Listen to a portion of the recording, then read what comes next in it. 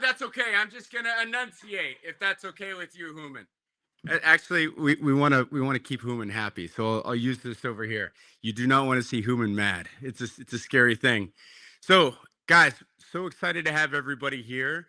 This is our second annual, and we're going to be learning all about science. We're going to be learning about breath work. We're going to be learning about the importance of sleep, and not just what's really cool about the future of biotech, which is going to extend our lives, but also how we can thrive. As it turns out, a lot of that has to do with community, and that's what we're building today. So let's do a round of applause for you guys for being here early in the morning. And without any further ado, we've got Shannon Adams, who's gonna. I can't think of a better way to kind of get us rolling. So thank you, Mrs. Adams, for joining us here. And do we have a clicker? We've got 4 slides? Come on up. Let's do a round of applause for Shannon here. All right. Showtime. Thank you for rolling with the punches. Of course. Good morning. How's everybody? Can everybody hear me? Excellent. My name's Shannon Adams. I own and operate Urban Body San Jose. We're a movement sanctuary. We focus on breath, nervous system repair. A lot of my research is in the study of trauma and addressing movement and breath throughout a somatic lens to heal people and make people feel good in their body. So when I decided to speak and I found out I was first, I had a feeling it would be a little bit more of an intimate crowd, which actually makes me a little bit more excited because that's the work that we do and that's the work that I specialize in. So I'll give you a little background about myself. I had a lot of trauma. I've had 5 orthopedic surgeries on my right hip, including 2 hip replacements, all by the age of 29 years old. I'm 40 now. I've given birth to 2 children naturally. I'm thriving in life and I help people to feel better. So what we're going to do today is build a little energy, stimulate our parasympathetic nervous system, and I'm going to take you through how to breathe correctly. And I'm going to tell you how to breathe incorrectly. So if you want to feel bad, you're going to do it the wrong way. If you want to feel great today, you can do it the right way. I encourage you to move with me. So first things first, this is our nervous system. Pretty fascinating how it connects right into the brain. Everything that we do in life stimulates our nervous system in either a good way or a bad way. And here in Silicon Valley, we tend to have an overemphasized sympathetic nervous system, which means we live in fight or flight mode. Now, fight or flight is essential to live, to be able to react, but it's not healthy to live in this space ongoing, which is where I find people. So people come into my movement center every day, and whether or not they realize it, they're dysregulated in their nervous system. So take a look. This is from Body World's exhibit. We often look at the muscular system and the skeletal system, and often the organs, but we don't pay attention to what the nervous system actually does to our body. And this dictates everything and how we live in our body, how we go through life.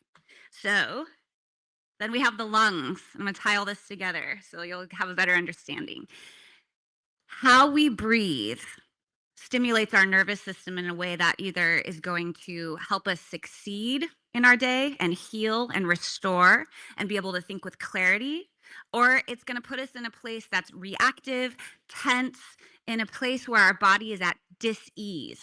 And what does dis-ease come into? Disease, inflammation, stress. This is the diaphragm. Without the diaphragm that rests like a little dome inside of the rib cage underneath the lungs, without moving properly and breathing properly from our diaphragm, you may have heard the term diaphragmatic breathing, we can't stimulate the right part of our nervous system. So if this beautiful umbrella of a muscle does not function properly and it doesn't move when we breathe, then we're stuck up here in our chest. We have tension, we have discomfort, and we are technically stimulating the wrong part of our nervous system. We're stimulating the sympathetic nervous system. So now we have the lungs and the diaphragm together. And when we take an inhale, this diaphragm drops. If we are breathing within the diaphragm, if we are using the diaphragm to breathe, and I'm going to explain that in a minute. When we take an inhale, that diaphragm drops. that allows the chest cavity to expand, that allows the ribs to expand and the lungs to expand. And then when we exhale, it naturally floats back up and it lives right there. But can you imagine that if you're tight and stressed and tense in your body and you're in a place of dis-ease and you're in a place of sympathetic nervous system stimulation, that you can imagine there's not a lot of movement happening in your body. So a lot of people breathe without their diaphragm moving. And then you just feel like shit, to be honest. You feel like crap and you're not living well in your body. So going back to the nervous system, all of that breath work is either going to stimulate your nervous system in a good way or in a bad way. So what I teach is breath and movement. We have a little space. I'd like you to join me, and we're going to start just to build some energy. So I'm going to step away from the mic. Let me know if you can't hear me. And I want everyone to close their eyes for a moment. Put your snacks down. Just be with me for a moment. This is the beginning of your day, and it's a long day of sitting. It's a long day of wanting to have clarity in your brain so you can absorb everything that everybody has to say today. So I want you to just start by rubbing your hands together. Create some heat. We are responsible for the energy we bring into the room, into our daily lives, at home. We're responsible for that. So let's bring good energy. Close your eyes now. And in California, we're not really shy to breathe. Go somewhere like New York. Anybody from New York? New York is really shy to breathe. But our Californians, we can be a little woo-woo. We can go there, which is a good thing. So let's be woo-woo this morning. Create some heat. Create more. Go faster. So let's take an inhale. Check in with where your breathing is this morning. And then pause. Now I want you to gently open the hands. What do you feel? Close your eyes, keep them closed. Sense what you're feeling. Feel a little heat, a little energy between the hands. Now I want you to take that energy and place it on your stomach. Gently on your stomach. And release your belly. Let your pants be tight for a moment. Good. Let it go. Now we're going to do a little puppy dogs in the sand. Stimulate your belly. Because when in the belly, not the chest. In the belly. Good. Now pause. This has to move if you're going to breathe from your diaphragm. Now you're going to take an inhale, and I want you to breathe into your belly. Take a deep breath through the nose. And exhale. And let it out. When you exhale, open your mouth. Coffee breath and all. Let it out. Take another inhale. Expand the belly. Exhale. Now, hold your abdominals in. Don't let your belly move. Now, inhale. Feel the tension. Exhale. Right. So that's not what to do. You want to breathe into the belly. When, like I said, when we take an inhale, the diaphragm drops, the belly expands. We have space for our lungs to expand. When we exhale, it comes back to its home place.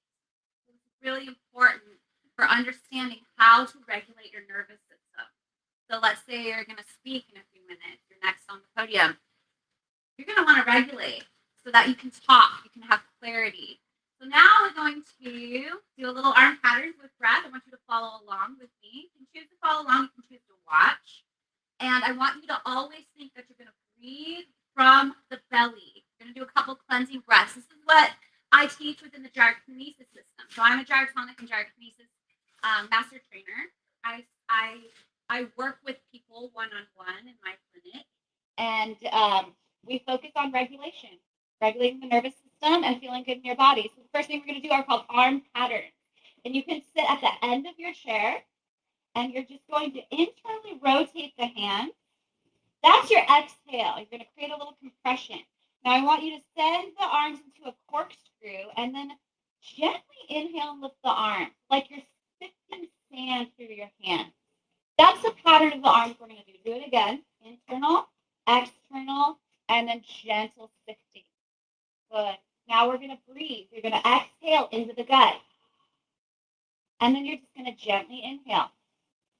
Now your inhale has to go into the gut as well. You can close your eyes. You can keep them open and inhale. You can do it standing. You can do it seated. Exhale and inhale. Keep going. 2 more. Exhale all the way into your gut and inhale. 1 more. Exhale and inhale. Place your hands back on your gut. Let it go. Take 1 more deep inhale through the nose, behind, all the way down to your belly. And let it go. Hope you have a wonderful day. Thank you.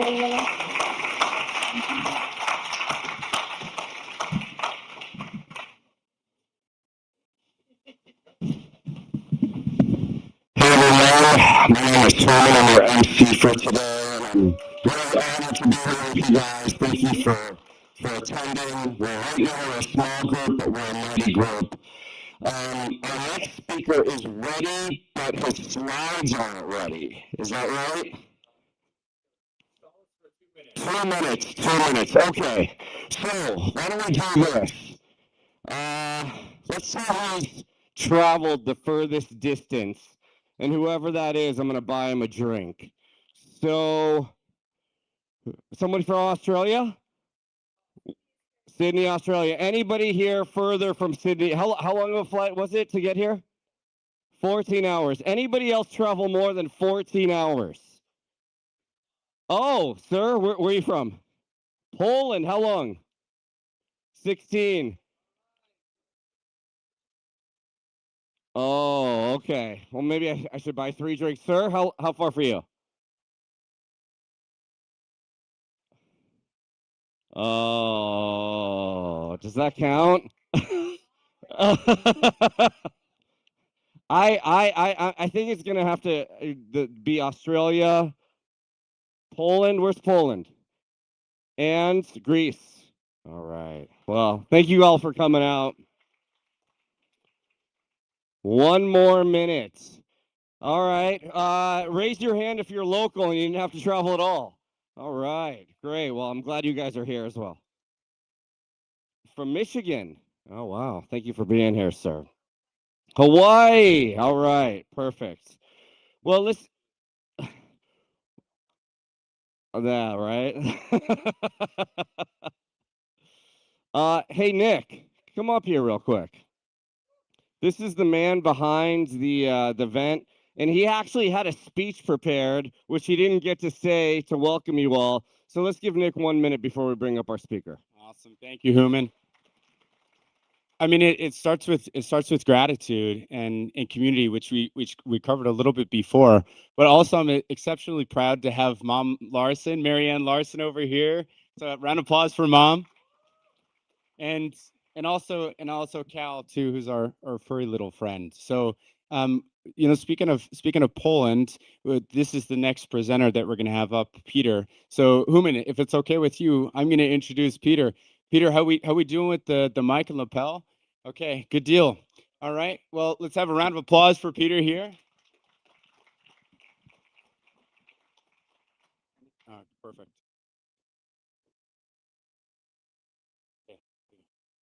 Okay. Is it working? Can you hear me? Well, okay. Perfect. So I need a clicker if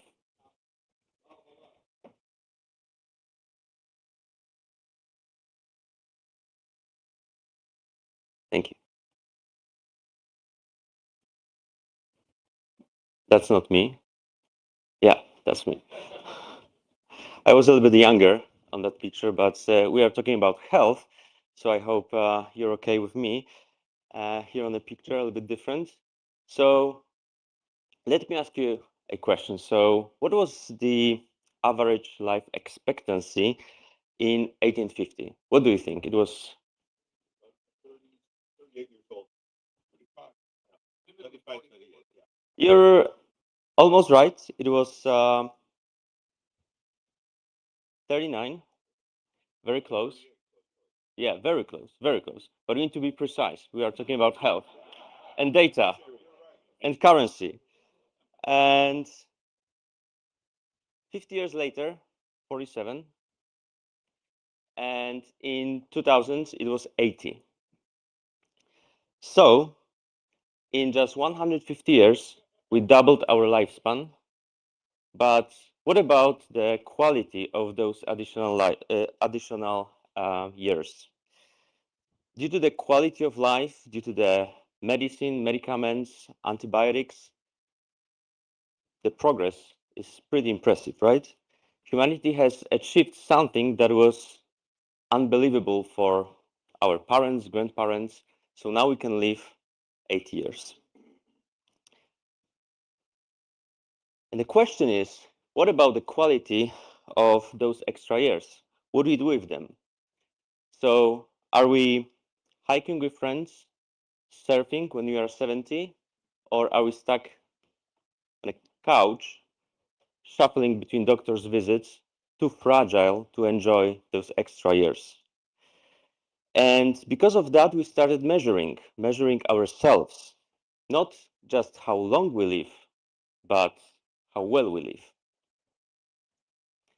And let me share you some personal stories. I've become a little bit obsessed with measuring myself. So I have Whoop on my wrist, I have Apple Watch on my second wrist, and my Apple Watch tells me to stand. My Whoop tells me that I slept badly, and my smart body scale tells me that sometimes, especially after trips to the US, it's not okay, and I should focus on more diet. And I'm not alone. So millions of us are using some form of health tracking with wearables, with different kind of devices. But what if I told you that tomorrow you apply for a loan and your bank refused you a loan because of irregular heartbeat? Quite sad example, right? So let's get back to the concept of measuring ourselves.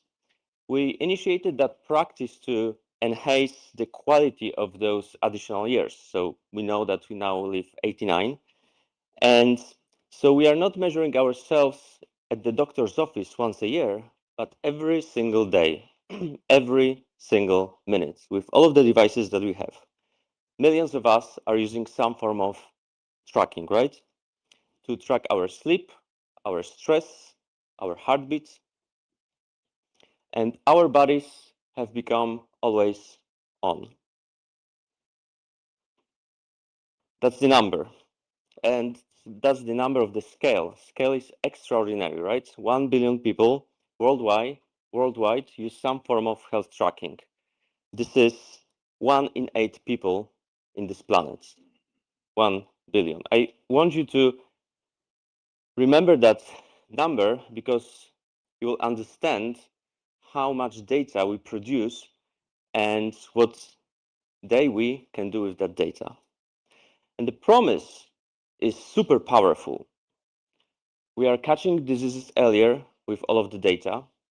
We are lowering healthcare costs. We are improving survival and quality of life.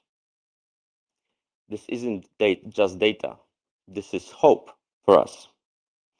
But collecting data doesn't mean acting on it. My Whoop tells me I slept today 5.5 hours, but still I had 2 coffees in the morning, of course, to be able to talk today. My Whoop tells me to stand up, and I just ignore it sometimes because I'm too engaged in my Zoom call, another one, like 8th Zoom call during the day. And stress level, like, yeah, sometimes. I had a story when I had a meeting with my friends, and my Apple Watch sent a notification to my wife that my heartbeat was so high that she should react and call me. That was crazy.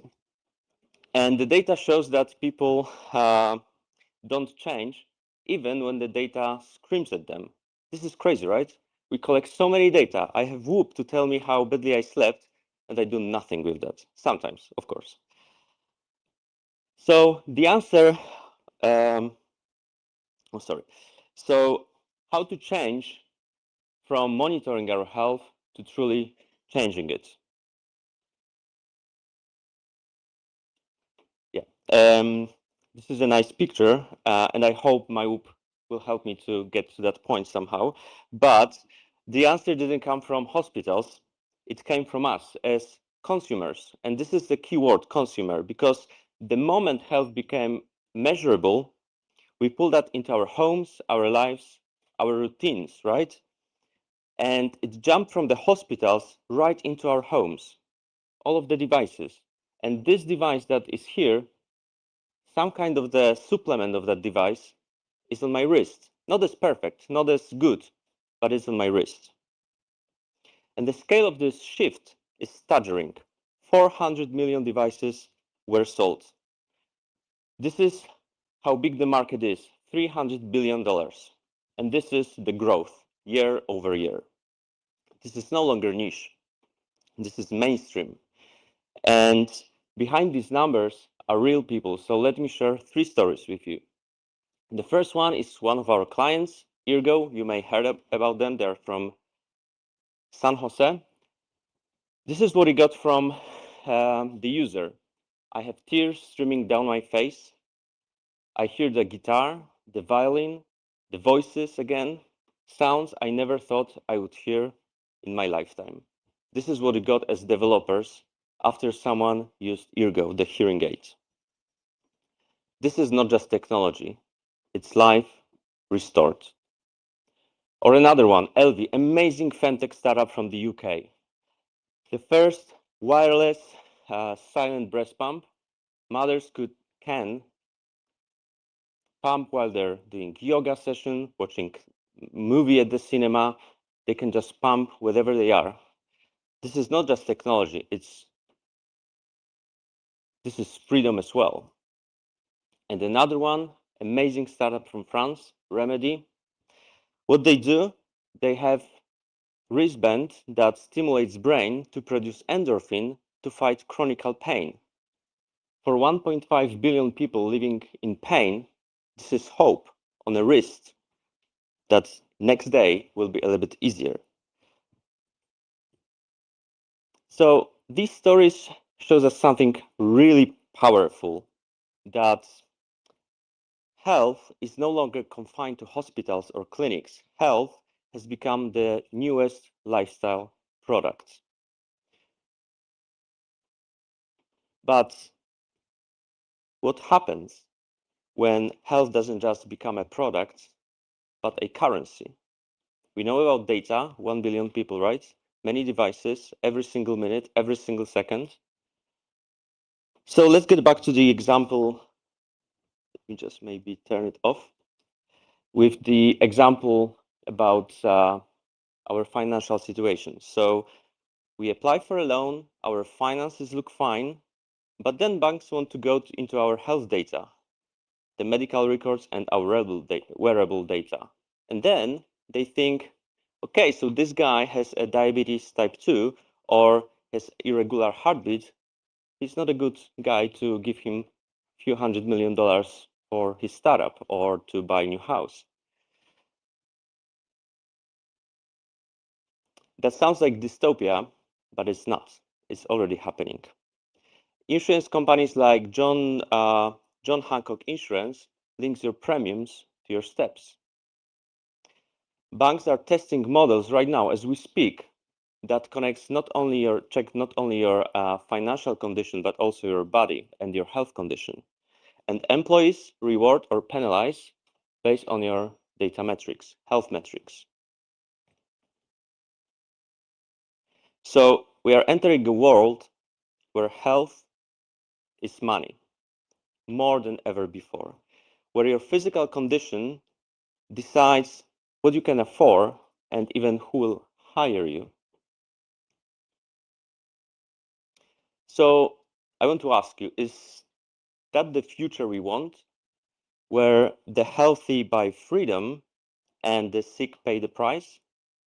Or where data meant to protect us now is used to rate us, and where your body is not just yours, but collateral? So if this is like money, so there will be winners and losers, like with money. The only question is, who gets left behind? We are living longer, the lifespan keeps rising, but health span, the years in a good shape, lags far behind still. Especially here in America, I'm from Europe, so sorry about that. Inequality strikes hardest. Your zip code can predict your lifespan much more than your genetic code. This is crazy. In some neighborhoods in LA, lifespan is 85, and just few states away, it's 70.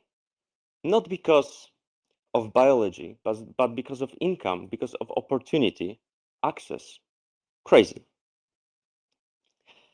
The wealthy can afford wearables, private clinics, longevity programs. The poor are left behind with failing systems, late diagnosis, preventable disease. So when health becomes a currency, who has access to it? Those who need it most, or those who already can pay? And now it's a little bit socialist European approach to the topic of health, so sorry about that.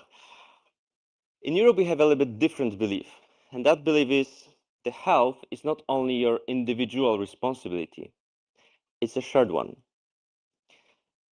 I know that our system struggles, they are inefficient, ineffective in many ways, but the principle is clear.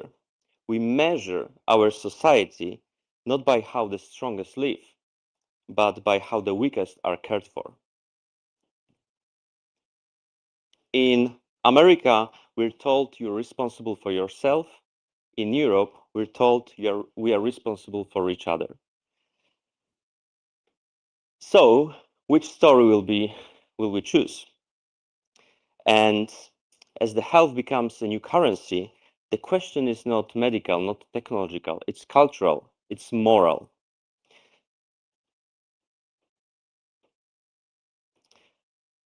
I said at the beginning the story and an example about us hiking and surfing when we are 70 or not being able to move when we are 70. So the answer about the future depends on decisions, the choices we make now, not for ourselves, but for all of us. Because the story isn't finished, finish is still to be designed. We can design systems that empower, not exclude. We can use technology not to just extend our life, but to make it easier, to live longer in a better shape. We can choose models that leave no one behind. So imagine this future when the 100-year-old guy is dancing at his granddaughter's wedding, chasing the grandkids, right? Amazing future that we want to have. Where health data is not just to deny opportunity, but to unlock it. Where health is not a privilege, but the foundation of dignity for all of us. And responsibility is ours. We are builders, investors, entrepreneurs, leaders in this room, so it depends on us, right? The future is not abstract. It's the code we write, the startups we found, the systems we design here. So ask yourself, are you building a currency of exclusion or currency of empowerment? And because in the end, health is the new currency.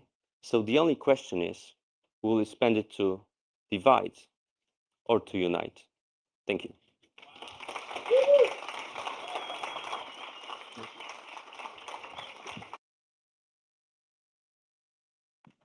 Thank you, Piotr. All right, everyone. Let's get our next speaker up here. Please welcome to the stage Dr. Hillary Lynn.